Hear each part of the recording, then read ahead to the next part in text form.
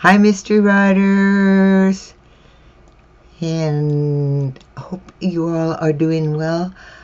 I'm so excited. I'm getting ready for my book launch in May. I cannot believe how many things there are to do to get ready for a book launch, so I'm deep in task lists. And don't forget to share where you are in your writing journey in our group. I think it helps us all to know we all work hard to get our books out. I really think that's important, and we need that support. So today I wanted to talk about tension and building tension in your story, because tension builds suspense. And every story needs suspense. It doesn't matter what type of mystery you're writing, every story needs suspense. And dramatic questions create internal and external story tension. So you want to have that tension in your story. A great character, a rocking concept, genre staples entice your reader to your story. But without story-long tension, your reader loses their attention. So your writing goal is to get readers to care about the story's outcome. And when a reader feels, I want to see how this turns out, they experience dramatic tension. And that's what you want to create in your story. Every story has two levels of dramatic tension, and that's what I want to talk about today. There's external and internal. And when you understand each type, you can weave them into your story together to keep readers hooked. So let's talk about external tension. When you generate the story's main tension with its main dramatic conflict, usually that conflict is external. It's what readers call the story. The basis for the conflict is based on primary story elements like your protagonist and what their problem is and their goal, what the protagonist thinks is the solution to the problem, the opposition, the forces preventing the solution, and their motivation, what will be gained or lost from winning or not achieving that solution. So when readers abandon a book, it's often because the outcome is predictable, or the protagonist hasn't earned their involvement. And if the reader doesn't care about the protagonist and their struggles, they'll have a hard time caring about the outcome. So careful use of external conflict elements poses dramatic questions for the reader, and those elicit emotional anticipation regarding the story's ending. And the anticipation may be emotional or intellectual for the reader, but the story must elicit questions about the outcome. Emotional dramatic questions stimulate emotional reactions.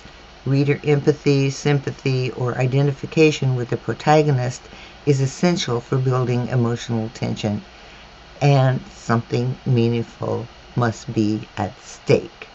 What is your protagonist going to lose if they don't succeed? Emotional dramatic questions are usually pretty simple.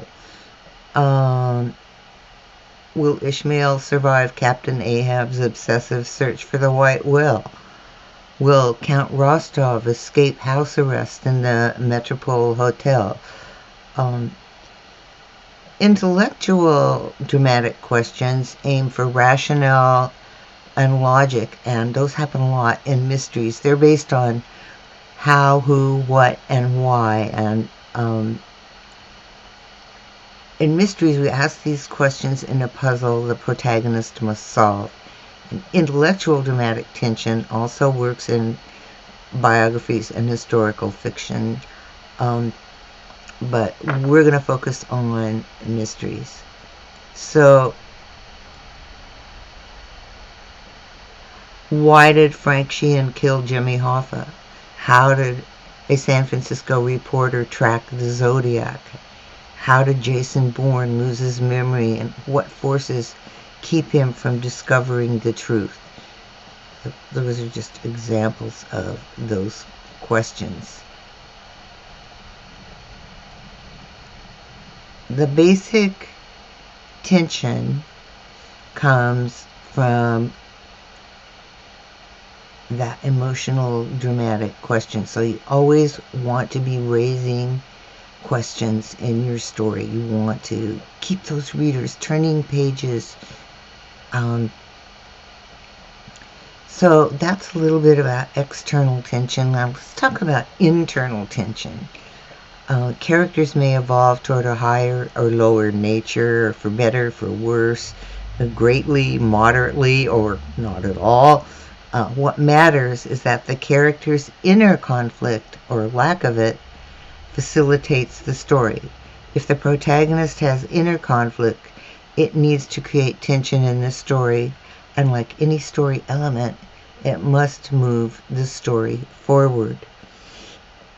Internal tension varies by character, but to make it work in a story, it usually is based on internal conflict elements. So the protagonist's internal issues, the dilemma or flawed state that holds them back, their inner goal, the ideal state where the story pushes them, and the opposition, forces preventing that ideal state, and often the protagonist's own fear, or often in mysteries, it's just their misunderstanding.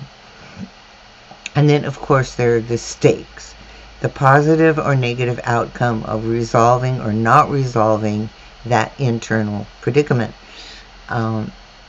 So use the elements to create a tug-of-war within the protagonist. The struggle between their flawed state, which feels safe, and the risk of attaining the ideal state. And the struggle can be either conscious or unconscious.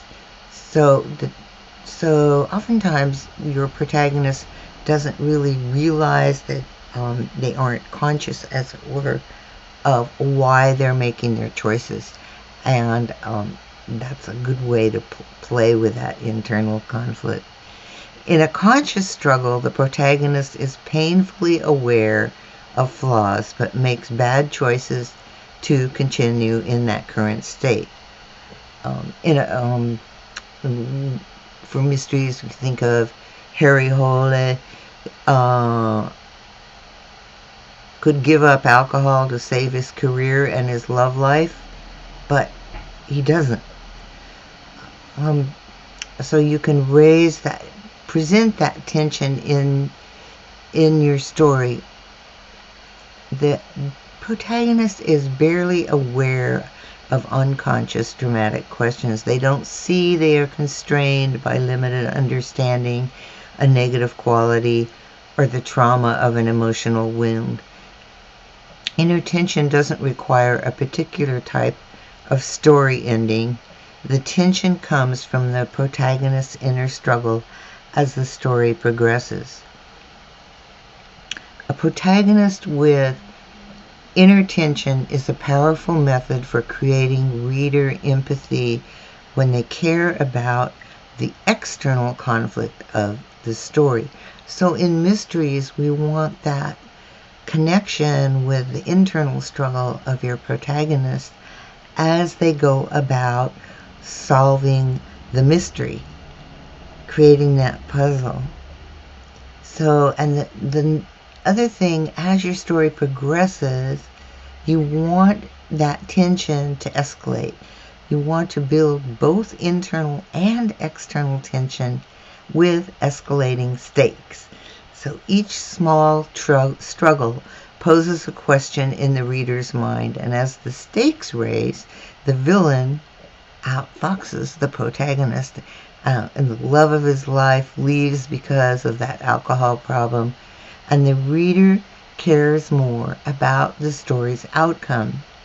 So give your protagonist more to lose with each conflict to stoke that reader engagement with the final resolution.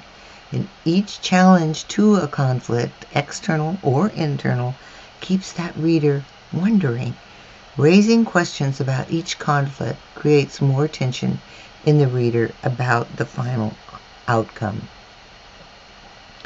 Writers often struggle with building tension by trying to force an external conflict or belaboring an internal conflict. Sort of like, what dire predicament can I dream up next? Or how can I show the protagonist's struggle with relationships? Turn it around by posing a question for the reader, and you'll have better success creating conflict if you think, how can I raise the question in the reader's mind? So you want to balance dramatic tension for questions of internal and external tension. And after a high tension external scene, don't let up. Give your protagonist another conflict with internal demons. Tension of any kind raises questions for your reader, so give them those questions. Of course, as always, you want to start with your character. As you work on your character background, think of how each character trait can cause problems for your protagonist. For example, how your character thinks may blind them to ways out of trouble, or when a situation approaches the edge of their moral compass, give them an almost impossible decision. You want to examine their personality for how they respond to anger and crisis. When you list your character's likes and dislikes, think of how you can augment those traits when faced with internal conflict. The more you understand your protagonist as a human being with strengths and frailties, the better you can create tension with each story conflict. How your protagonist resolves external and internal conflicts is based on their overall design. And of course, that's up to you, the writer. The design created by you. So create dramatic questions for the reader with external and internal predicaments, and work to create uncertain, undecided, or mysterious situations that raise reader questions. Tension engages and involves readers for the duration of your book, so you want to keep that tension going. You want to keep building the suspense. So keep every level of tension there to keep your reader guessing, and you'll design a strategy to keep them from being bored and eager to turn the pages. Okay, that's all for today. I hope that helps. I like to think one thing I like to do, or try to do, is to end each chapter at least, and I try to end each scene that raises a question in the reader's mind. So even if something is resolved for the character at the moment, there's something else that raises a question, so that, yes, that got resolved, but what about this? So your reader's like, oh, what about this? So you better keep reading. And that's one thing I try to think of when I am writing scene by scene. Alright, I hope that helps. Please share your writer journey. Where are you now? For example, I am working slowly on my new novel, and also working really hard on marketing aspects, getting ready for my book launch, which is going to be probably mid-May. So please, in the group, share where you are in your journey, and let's all support each other. All right. Thanks for being here.